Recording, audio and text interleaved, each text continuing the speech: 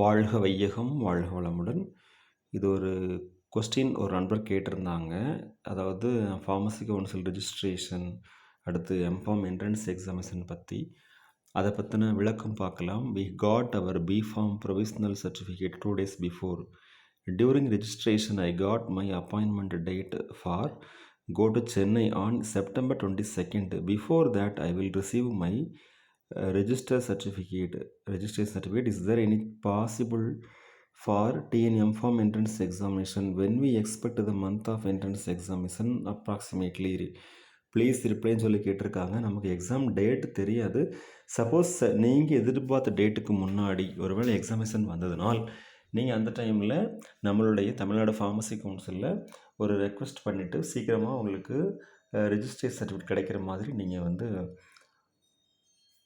Email மூலமாகவோ இல்லை telephone மூலமாகவோ இல்லை நேரில் போய் ரெக்வெஸ்ட் பண்ணி பார்க்கலாம்.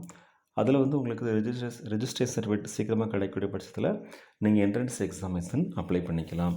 So date of entrance examination நமக்கு இன்னும் அனௌன்ஸ் பண்ணல.